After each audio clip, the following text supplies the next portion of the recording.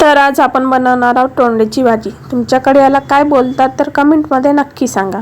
तर सर्वात प्रथम तोंडली छानपैकी धुवून घेतली, त्याचा समोरचा पुढचा देठ कापून घेतलं आणि नंतर त्याला मधातून 2 लाईन मारून मधातून पुन्हा कापून घेतलं। अशा प्रकारे बनवायचं। नंतर त्यानंतर कांदे, टमाटर, मिरची कापून घेतली। तसंच गॅसवर मांडलं कढईत टाकलं तेल, तुमच्या आवश्यकतेनुसार टाका। जास्त तेल वापरणे टाळा, जेणेकरून तुमच्या आरोग्यास धोका निर्माण होणार नाही। तेल झालं की त्यामध्ये होता कांद्याला चांगलं फ्राय करून घ्या, जोपर्यंत तेल लाल होत नाही। जसं कांदा लाल होत आलं त्याला चांगलं ढवळून घ्यायचं आणि त्यामध्ये टाकायची थोडी मिरची, ती पण तुमच्या आवश्यकतेनुसार टाकू शकता मिरची, कारण कोणाला तिखट आवडते तर कोणाला तिखट आवडत नाही, त्यामुळे मिरची ही थोडी कमी वापरली तरी चालेल।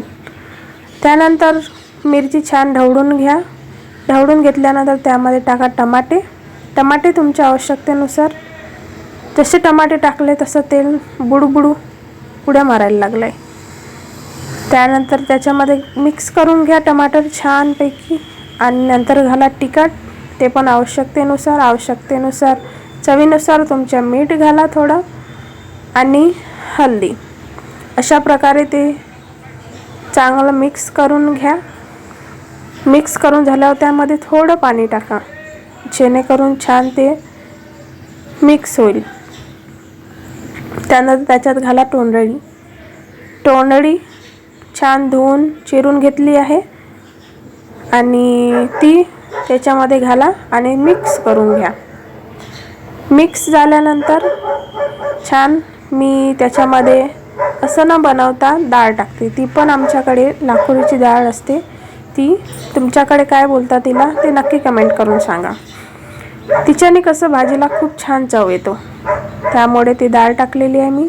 असं तोंडली बनवण्यापेक्षा काहीतरी वेगळं म्हणून त्याच्यात डाळ घातली, ती पण थोडी छोटी वाटीने घालायची, एकदम जास्त घालू नका जेणेकरून भाजीची चव एकदम बिघडणार।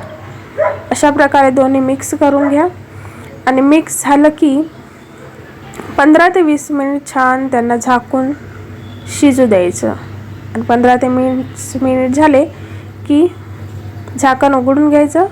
आपली भाजी रेडी आहे, छान शिजलेली आहे, डाळ पण छान शिजलेली आहे। त्यानंतर त्याच्यात थोडा गरम मसाला आवश्यकतेनुसार तुम्हाला तुमच्या घरात जो अवेलेबल असेल तो टाका आणि वरून थोडा कोथिंबीर। अशा प्रकारे आपली डिश रेडी झाली आहे। लाईक, शेअर आणि